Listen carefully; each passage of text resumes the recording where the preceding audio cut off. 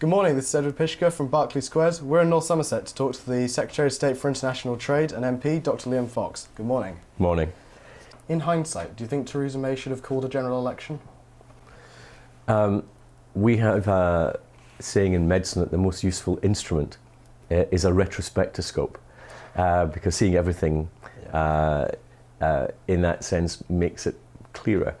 I think it was right to call the election.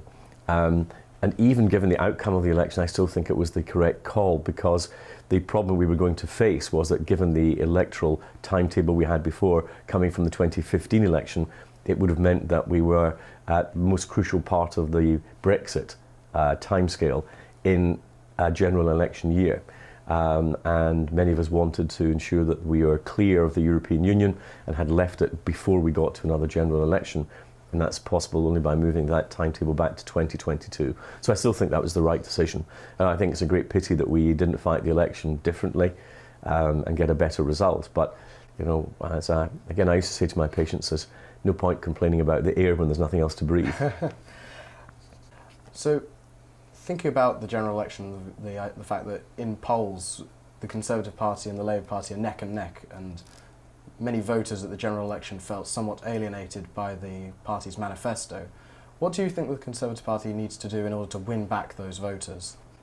I think it needs to, in particular, concentrate on younger voters and get younger voters to understand that what the Labour Party was proposing was actually going to sell their future. We can't spend vast amounts of money that we don't earn as a country, because the only way to fund that is debt, and that debt inevitably comes onto the next generation. And if you spend hundreds of billions of pounds as a politician to bolster your own short-term popularity, someone's got to pay for that. And if that price is paid by the next generation, I think that's immoral. I mean, most people would think it was ridiculous if their parents bought a big house and left the mortgage to them. That's exactly what the Labour Party were proposing. I think there was a failure of the Conservative Party to get that message across to young people, and I think we do need to explain to them that they need governments that act responsibly. Otherwise, they'll be paying high taxes through all their working lives for things that have already happened. Britain, throughout 2017, went through a year of unfortunate terrorist incidents. The Soufan Centre released a statement saying that over 400 IS fighters had returned to the UK, and Gavin Williamson, the Defence Secretary, was saying the other week that such individuals should be eliminated, or in other words, killed, before they are able to come back to Britain. What should be done by our security services in order to tackle this threat to our communities? Terrorism is not just a physical entity, it is a state of mind. And we have to deal with the political forces that give rise to the behaviour that becomes that physical terrorism. You know, and it's been with us for a long time. Britain went through the IRA, Europe went through the Red Brigade, Bader-Meinhof, and then we saw the events of 9/11, Osama bin Laden, Al-Qaeda, now IS. So there's always been some kind of threat to the stability of our society, and we've been at our most successful when we've dealt with it politically and drained the swamp of ideas that leads to that. And that's where we need to focus. Of course, our security services do a fantastic job, so I know from as being a former Defence Secretary, in terms of the threats they protect us from.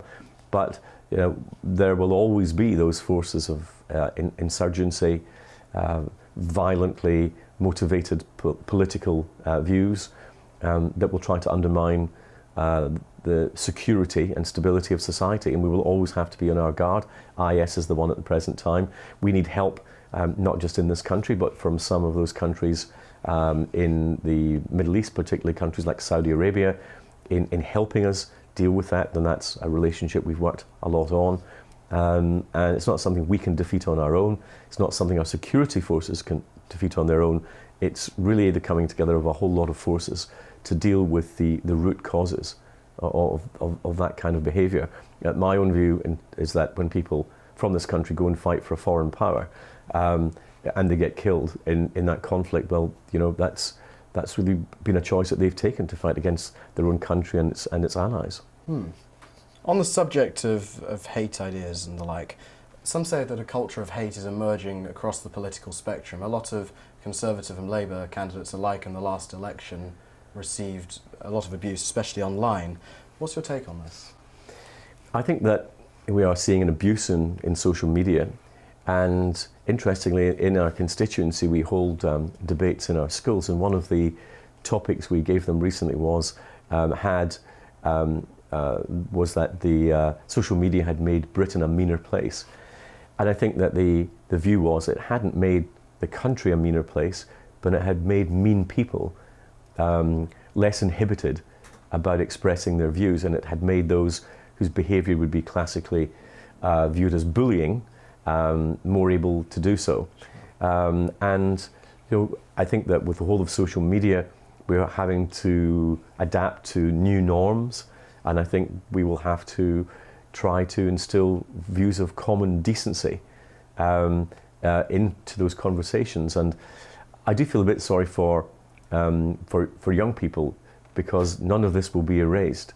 In previous generations, your bad behaviour when you were young could be left behind. It won't now. It will be there forever for everyone to see. And I think that over time that will encourage us into better behaviour than we're seeing at the moment. And I'm afraid there is, and always has been, a very violent minority out there. I've had death threats myself on social media. It's very unpleasant. And we need to develop a system where the excessive ones are dealt with by the police. But people who are just, unpleasant, ignorant, and rude, sadly we've always had them. They're just now given a better platform than they've had before. Of course. Final question, why should I vote Conservative?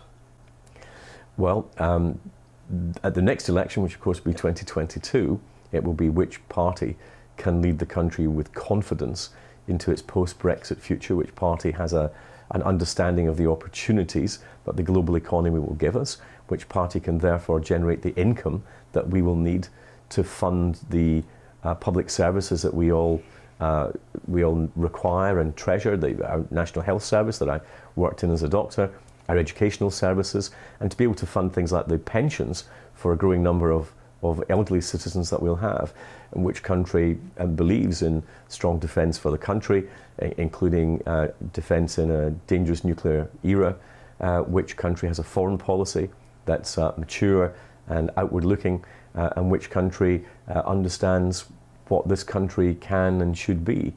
And that will all be a choice, because every election is not just about one party, but it'll be about what the Conservative Party offers versus a Labour Party, which, unless it dramatically changes, believes in spending today and paying for it tomorrow, passing the debts on to the next generation, which doesn't believe in protecting the country properly from some of the threats we face from outside, which doesn't have a foreign policy to speak of, and is all over the place when it comes to Brexit and future policy for the UK.